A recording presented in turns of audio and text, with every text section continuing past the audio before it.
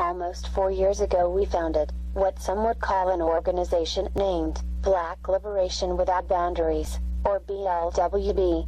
This so-called organization is an anonymous organization. Why anonymous? The primary reason for anonymity is because, historically, the membership of successful revolutionary movements were, at least at the very beginning, kept secret. The success of all of the Underground Railroads was dependent on the degree of secrecy each railroad was able to maintain. The advocates of slavery were never able to dismantle the Underground Railroad systems. This was because despite all the monetary, military, and technological advantages of the nation, they could not identify the abolitionists, maroons, and warriors.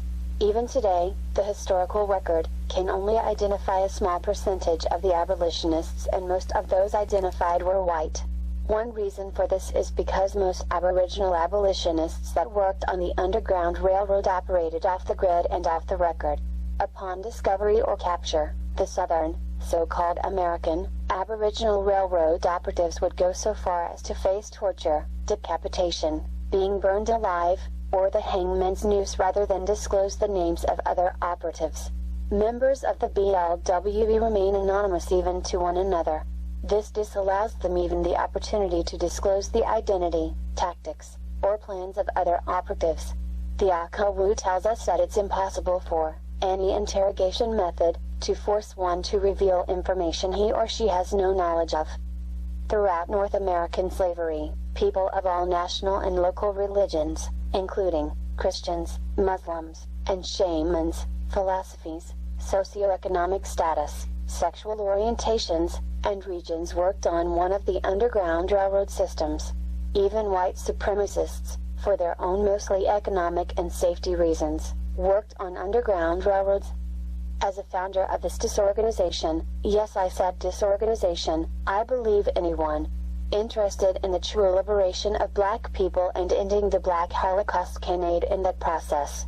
Even white people can do their part in ending white supremacy, but they must also work anonymously.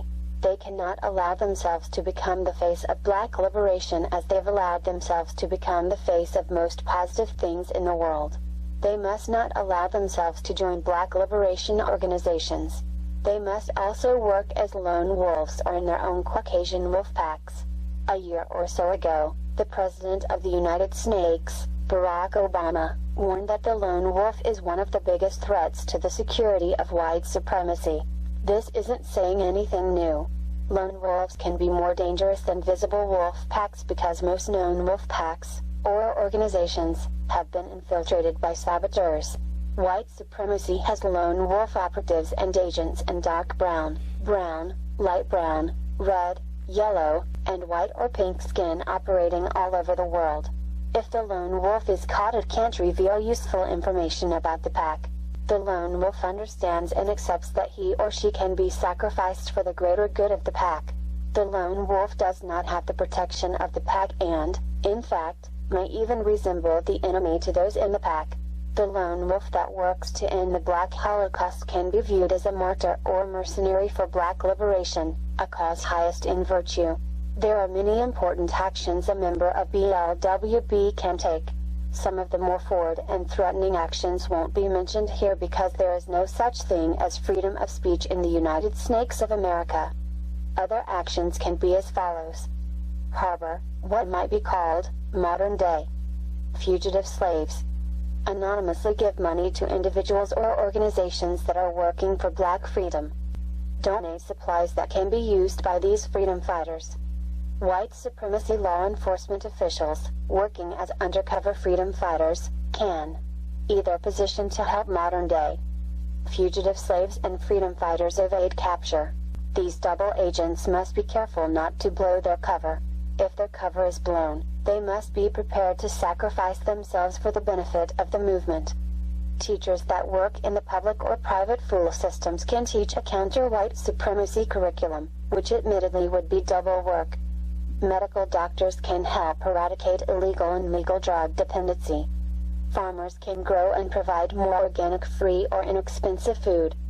Economists can reveal the destructive nature of capitalism, in simple, easy-to-understand terms, to the masses of the people.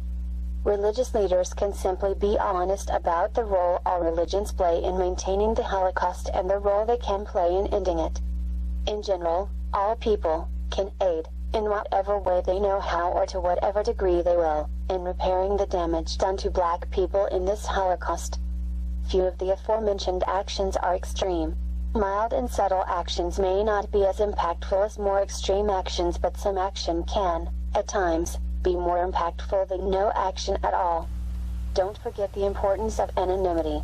And remember that working for Black liberation in whatever capacity is the highest virtue. This has been Daku Akabo wa Akatu.